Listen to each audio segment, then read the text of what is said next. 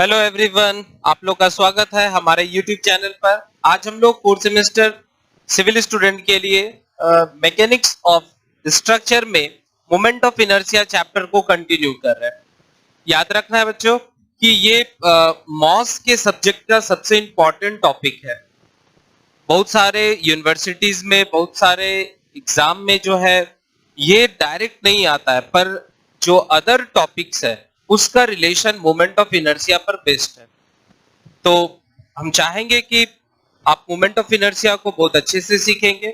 हम लोग के एसपीटी में यहाँ से 12 मार्क्स का क्वेश्चन आसानी से आ जाता है।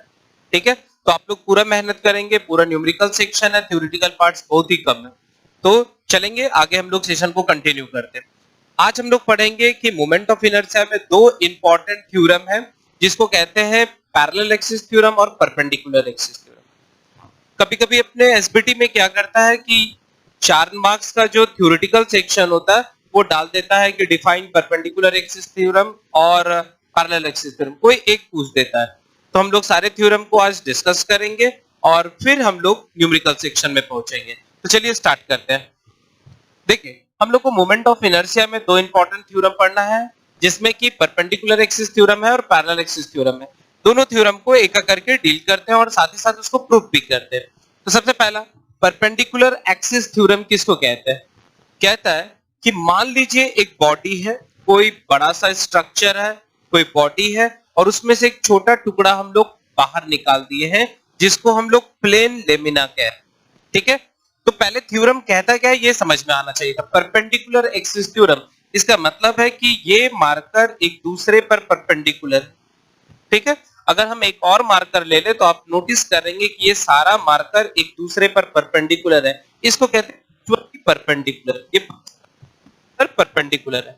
तो कहता है according to this theorem the sum of moment of inertia of any plane lamina, जिसको हम लोग ज्योमेट्रिकल फिगर कह रहे हैं, about any two mutually perpendicular axis is equal to the moment of inertia about the third axis।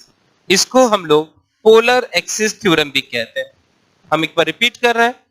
कह रहा है कि सपोज आपके पास एक बॉडी है, एक प्लेन लेमिना है, और उस एक छोटा सा एलिमेंटल पोर्शन मान लेते हैं। तो देखिए, ये आपके पास एक्स एक्सिस हो गया, ये वाई एक्सिस हो गया और ये जेड एक्सिस हो गया। चूंकि हम लोग प्लेन पर पढ़ाई कर रहे हैं तो हम जेड एक्सिस को एज्यूम कर लिए हैं कि ये ओरिजिन पर आ गया है। जेड एक्सिस को हम लोग यहां मान लिए हैं कि ये ओरिजिन पर आ गया है। ठीक है, और इस प्लेन लेमिना में एक छोटा सा एलिमेंटल पोर्शन हम लोग मान लिए, जिसको हम लोग डीए कह रहे हैं। और ये मेरे पास reference axis X X axis कह रहे हैं और वाई वाई एक्सिस कह रहे हैं। तो क्या कह रहा है, आप प्रीवियस लेक्चर में देखे थे कि मोमेंट ऑफ इनर्शिया को आई रिप्रेजेंट करते हैं और ये होता है एरिया गुना डिस्टेंस का स्क्वायर। डिस्टेंस का स्क्वायर, डिस्टेंस कहां? तो बॉडी के सेंटर से उस रेफरेंस लाइन के दूरी तक, जहां पर हमको मोमेंट ऑफ इनर्शिया कैलकुलेट करना है। ठीक है, तो क्या कह रहा है perpendicular axis theorem? Perpendicular axis theorem कह रहा है कि अगर किसी बॉडी का मोमेंट ऑफ इनर्शिया किसी दो एक्सिस पर निकाल दिया जाए, जैसे हम moment of inertia x x पर निकाल दिए इस बॉडी का, मान लेते हैं कि ये बॉडी इसके अबाउट रोटेट कर रहा है, या ये बॉडी इस एक्सिस के अबाउट रोटेट कर रहा है, तो हम किसी बॉडी का मोमेंट ऑफ इनर्शिया दो एक्सिस के अबाउट अगर निकाल लेंगे और उसको जब हम जोड़ देंगे तो अपने आप वह moment of inertia third axis के बराबर हो जाएगा। तो इसी थ्योरम को परपेंडिकुलर एक्सिस थ्योरम कह रहे हैं। देखिए, ये थ्योरम है, इसका मतलब है कि ये ऑलरेडी प्रूफ किया होगा। बहुत सारा जब एक्सपेरिमेंट शुरुआती दौर पर किया जाता था तो पहले इसको हर तरीका से प्रूफ किया गया होगा, मैथमेटिकली प्रूफ किया गया होगा, एक्सपेरिमेंटली प्रूफ किया गया, और तब जाके ये थ्योरम बना। तो थ्योरम कहना क्या चाह रहा है? तो थ्योरम सिंपल ये कहना चाह रहा है कि अगर किसी बॉडी का मोमेंट ऑफ इनर्शिया किसी एक एक्सिस पर निकाल दे, उसी बॉडी का मोमेंट ऑफ इनर्शिया किसी दूसरे एक्सिस पर निकाल दे, और जब वह हम जोड़ दे तो वह तीसरे के बराबर हो जाएगा। ऐसे थ्योरम को परपेंडिकुलर एक्सिस थ्योरम। तो अब डेफिनेशन फिर से मिलाएंगे। According to this theorem the sum of moment of inertia of any plane lamina about any two mutually perpendicular axis is equal to the moment of inertia about the third axis. इसका मतलब किसी body का moment of inertia किसी दो axis पर निकाल के अगर आप जोड़ देंगे तो वह तीसरे एक्सिस के मोमेंट ऑफ इनर्शिया के बराबर होगा। ऐसे थ्योरम को परपेंडिकुलर एक्सिस थ्योरम कहते हैं। आई होप आपको थ्योरम अभी समझ में आया हो। चलिए अब हम लोग क्या करते हैं, इसको प्रूफ करते हैं कि जो ये थ्योरेटिकल पार्ट्स बोल रहा है उसको हम लोग देखते हैं कि क्या मैथमेटिकली इसको प्रूफ कर सकते हैं कि नहीं कर सकते। तो उसके लिए हम लोग क्या कहेंगे, तो मैथ आपको समझ में आ गया, ऑफ इनर्शिया किसी दो एक्सिस पर निकाल के जब जोड़ देंगे तो ये तीसरे एक्सिस के मोमेंट ऑफ इनर्शिया के बराबर हो जाएगा। अब हम लोग इसको प्रूफ करते हैं। ठीक है, एग्जाम में क्या होता है, डायरेक्ट आता है डिफाइन परपेंडिकुलर एक्सिस थ्योरम, तो याद करना है डिफिनीशन के साथ साथ आपको प्रूफ भी देना ही पड़ेगा। ठीक, तो कंसीडर ए प्लेन लेमिना, मान लेते हैं प्लेन लेमिना एक छोटा सा टुकड़ा है। अगर किसी स्ट्रक्चर का कोई छोटा सा टुकड़ा निकाल ले तो उसको हम लोग प्लेन लेमिना कह रहे हैं। तो consider a plane lamina placed between x axis and y axis, और हम मान लेते हैं कि वह एक्स एक्सिस और वाई एक्सिस के बीच में रखा गया है। ठीक है, now consider a small elemental area dA at a distance x from x axis, okay, y from x axis, x from y axis and r from origin और z एक्सिस। ओके, चलिए तो हम लोग क्या कर रहे हैं, अब यहां पर देखिए ये जो स्ट्रक्चर है, ये प्लेन लेमिना जो है यहां पर है, तो यहां से यहां तक का दूरी हम y मान लिए, यहां से यहां तक का दूरी x मान लिए, और इस ओरिजिन से दूरी हम मान लिए हैं r। तो अगर आप इस ज्योमेट्री को देखेंगे तो यहां से यहां अगर x है तो ये भी डिस्टेंस x हो गया। तो ऐसा एक राइट एंगल ट्राइंगल आपको दिख रहा है बनते हुए, तो वहां से हम लोग लिख सकते हैं from geometry x square plus y square is equal to r square. Okay, और हम लोग क्या करेंगे, इस छोटे से एलिमेंटल पोर्शन का moment of inertia x axis पर निकाल लेंगे। तो taking moment of inertia about x axis, तो इसको लिख कि ये एक छोटा सा एलिमेंटल पोर्शन है, तो टोटल बॉडी का अगर हमको निकालना होगा तो हम इंटीग्रेशन कर दिए और इसको इक्वेशन नंबर 1 मान लिए। उसी तरह हम लोग क्या करेंगे,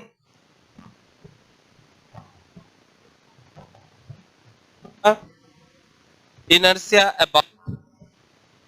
अबाउट y एक्सिस। अब हम लोग क्या करेंगे, y एक्सिस के अबाउट इसको लिख देंगे I is equal to area गुना डिस्टेंस का स्क्वायर और टोटल इंटीग्रेशन कर देंगे, और इसको इक्वेशन नंबर हम लोग क्या बोल देंगे। अब ध्यान देंगे बाबू, अब हमको करना क्या है, तो आप देखिए थ्योरम को ध्यान से देखेंगे तो according to this theorem the sum of moment of inertia of any plane lamina about any two mutually perpendicular axis. तो अब हम लोग क्या करेंगे, इक्वेशन 1 को और 2 को जोड़ देंगे।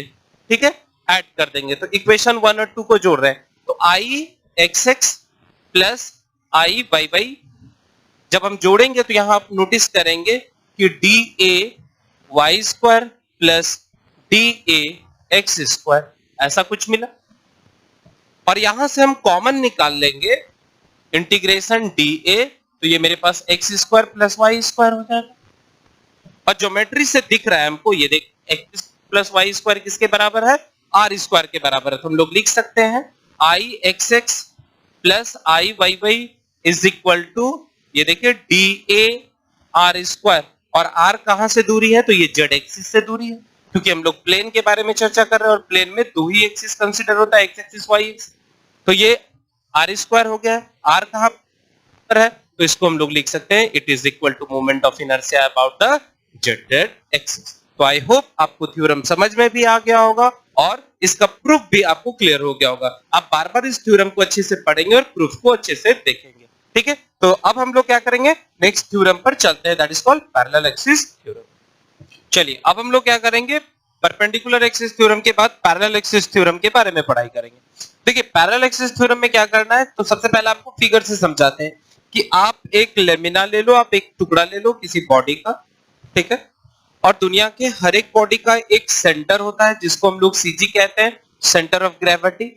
सेंटर ऑफ ग्रेविटी एक ऐसा पॉइंट होता है जिस पॉइंट पर बॉडी का सारा वेट, सारा एरिया, सारा वॉल्यूम एज्यूम कर लिया जाता है।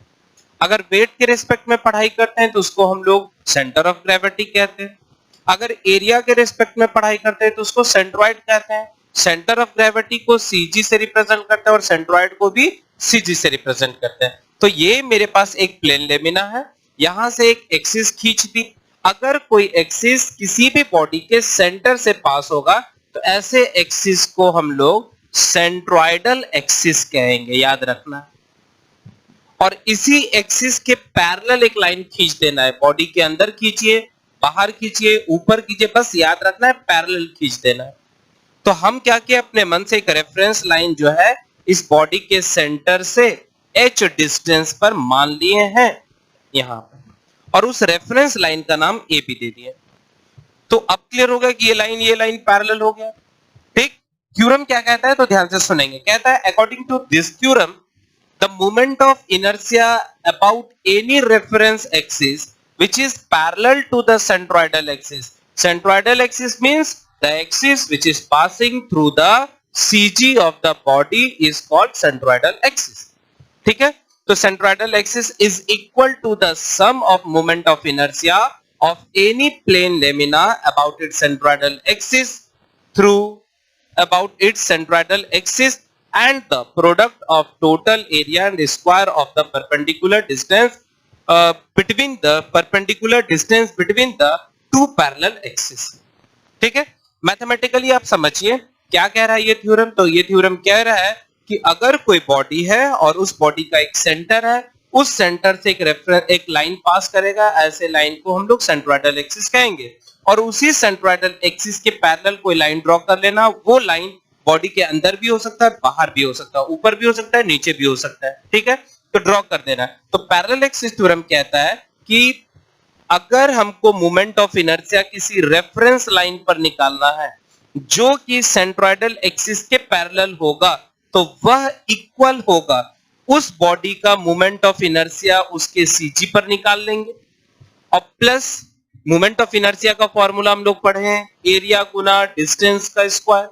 तो एरिया इस टोटल बॉडी का एरिया ए मान लेते हैं, तो टोटल एरिया ए। बॉडी के सेंटर से रेफरेंस लाइन का दूरी जहां पर हमको मोमेंट ऑफ इनर्शिया निकालना है, that is called h square.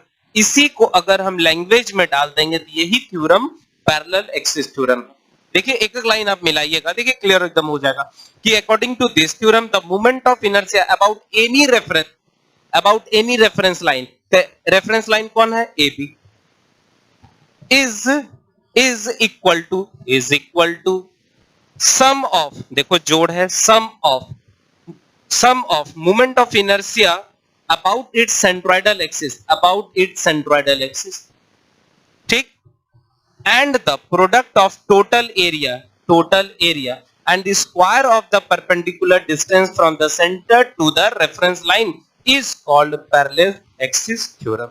तो आई होप आपको थ्योरम बस आप याद रखना है कि आपको किसी एक्सिस के अबाउट निकालना है, लिख देंगे, वो बराबर होगा उस बॉडी का खुद के सीजी पर और प्लस उस बॉडी का एरिया और उस बॉडी के सेंटर से रेफरेंस लाइन के दूरी का स्क्वायर करके ये सारा चीज को जोड़ देंगे तो रेफरेंस पर निकल जाएगा। एक एग्जांपल से समझाते हैं। जैसे मान लीजिए ये आपके पास सन है और ये आपके पास अर्थ है, ठीक है। तो आप जानते हो कि सन अपने जगह पर फिक्स होता है और अर्थ जो है वह अपने एक्सिस पर भी घूमता है, साथ ही साथ सन के चारों तरफ भी घूमता है। क्लियर है? तो अब क्लियर हो गया कि ये जो लाइन है इसको हम ए बी कह रहे हैं, ये फिक्स है, ये रेफरेंस लाइन फिक्स है। और ये जो बॉडी है वो अर्थ है, ये आपका अर्थ हो गया, ये आपका सन हो गया। तो देखो सन का अपना फिक्स एक्सिस है और अर्थ का भी अपना फिक्स एक्सिस है। अर्थ अपने एक्सिस पर भी घूमता है और साथ ही साथ ये सन के चारों तरफ भी घूमता है। तो अगर अर्थ अपने एक्सिस पर घूमता है तो इसको कहेंगे moment of inertia about it's CG. और ये मान लेते हैं कि अर्थ का टोटल एरिया ए है और यहां से यहां तक का अर्थ के सेंटर से सन के सेंटर का डिस्टेंस h है। तो क्या बोल रहा है, तो मोमेंट ऑफ इनर्शिया कहां निकालना है, सन के पास, जिसको मे भी बोले। वो किसके बराबर होगा, तो पहले अर्थ का मोमेंट ऑफ इनर्शिया पता कर लो कि उसके एक्सिस पर कितना हो रहा है और उस बॉडी का एरिया इनटू उसके सेंटर से दूसरे सेंटर का distance, that is called parallel axis theorem. तो आई होप आपको समझ में आ रहा होगा। और अब हम लोग क्या करेंगे, इसका प्रूफ करेंगे। तो ध्यान से सुनेंगे और प्रूफ देखेंगे। तो यहां से हम थ्योरेटिकल पार्ट हटाते हैं, आप अच्छे से नोट कर लेंगे, ठीक है। अब इसका प्रूफ देखेंगे। तो दो थ्योरम बहुत इंपॉर्टेंट है फॉर एग्जाम व्यू, आपको क्लियर होना चाहिए। और याद रखना है कि पूरा जो न्यूमेरिकल्स हम लोग बनाएंगे वो पूरा का पूरा जो है पैरेलल एक्सिस थ्योरम पर ही बेस्ड रहेगा। तो आपको ये थ्योरम क्लियर होना बहुत ही जरूरी है। अगर आपको नहीं समझ में आ रहा है तो बार बार आप इसको अच्छे से समझिए, ध्यान से सुनेंगे लेक्चर और थ्योरी को अच्छे से पढ़ेंगे तो आपको क्लियर हो जाएगा। ओके, तो चलिए अब हम लोग इसका प्रूफ करते हैं, ठीक है। तो उसके लिए हम लोग क्या करेंगे, सेम एक बॉडी मान लेंगे, एक प्लेन लेमिना मान लेंगे, और ये बॉडी बहुत सारे छोटे छोटे एलिमेंटल पोर्शन से मिलके बना हुआ है। तो हम क्या करेंगे, यहां पर एक छोटा सा एलिमेंटल पोर्शन मान लेंगे, एक छोटा सा टुकड़ा इस बॉडी के अंदर मान लेंगे, ठीक है। तो इस बॉडी का पूरा एरिया कितना है, ए, और ये जो एलिमेंटल पोर्शन है इसका एरिया कितना मान लिए, डी ए। और ये बॉडी का, ये पूरे बॉडी का ये सेंटर है जिसको हम लोग सीजी कह रहे हैं। तो सीजी से एक लाइन खींच देना है and that line is called centroidal axis. इसको सेंट्रोइडल एक्सिस कहेंगे।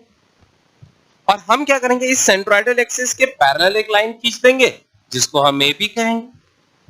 मान लेंगे कि ये एलिमेंटल पोर्शन का जो डिस्टेंस है वह सीजी से वाई डिस्टेंस पर है, और इस सीजी से इस रेफरेंस लाइन का दूरी जो है वह आपका एच।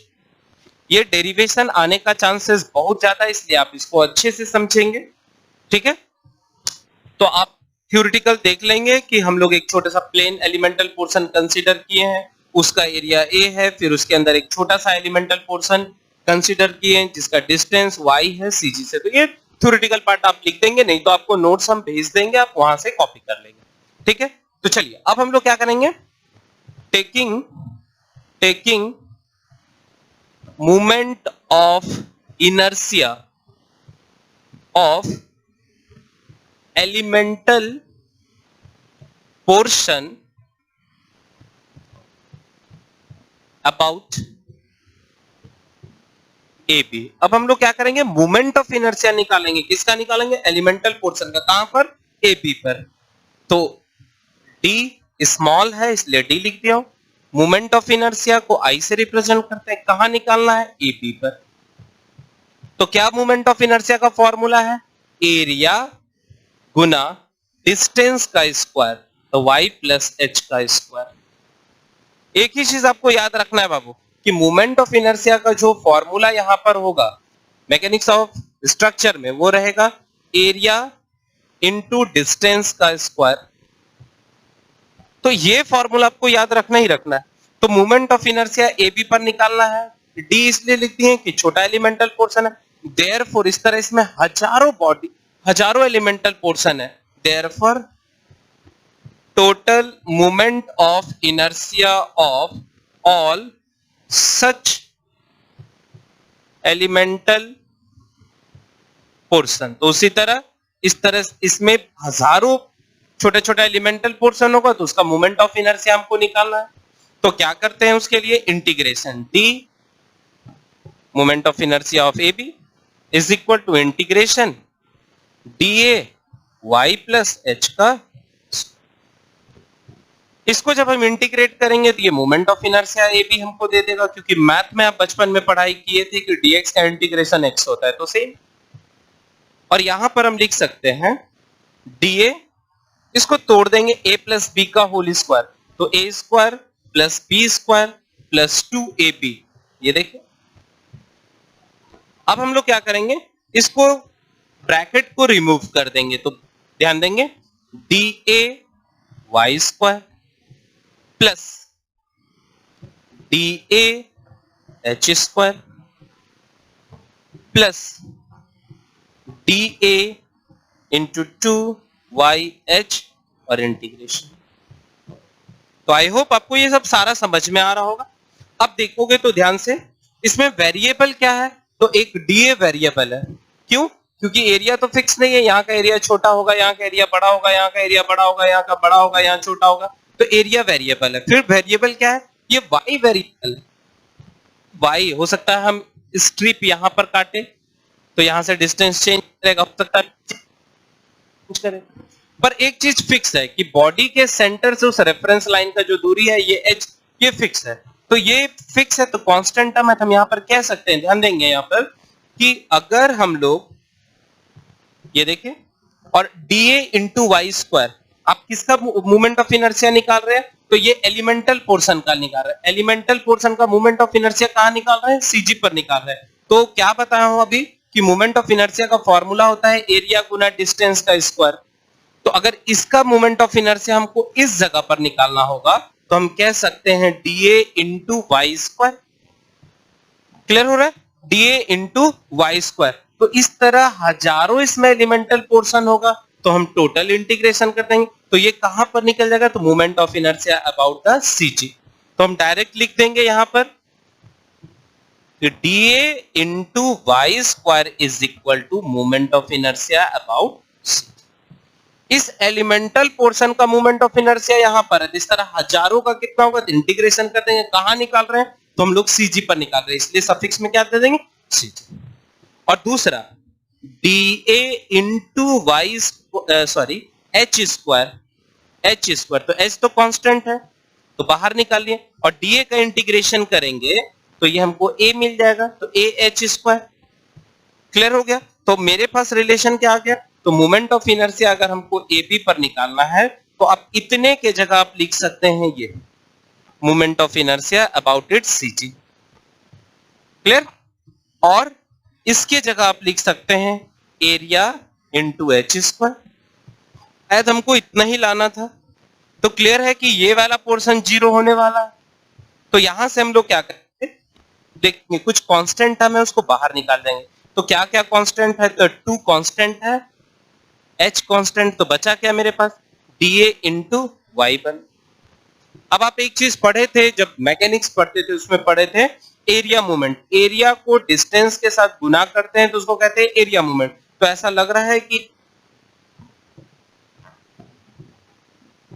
आप सोचो कि हमको मोमेंट ऑफ एरिया मूवमेंट कहां निकालना है, तो ये सेंट्रोइडल एक्सिस पर है और ये इसका इंटीग्रेशन है। तो हम कह सकते हैं कि dA into Y can be written as A into Y bar. Individual का अगर ये टोटल मूवमेंट बराबर हो जाएगा। आपको याद होगा जब आप मैकेनिक्स पढ़ते थे तो उस समय आपके टीचर आपको बताए थे कि ये रेफरेंस लाइन है, ये डिस्टेंस को हम y बार कहते हैं और इसमें छोटा छोटा पार्टिकल होता है। तो वहां से आप एरिया मूवमेंट सीखे थे, a1 y1 plus a2 y2 plus dot dot dot is equal to area into y bar. तो a1 y1 plus a2 y2 divided by total area is equal to y bar. और इसी के जगह आप integration use कर सकते हैं ai yi is equal to a into Y bar. तो आप लिख सकते हैं इतना के जगह एरिया इंटू वाई बार।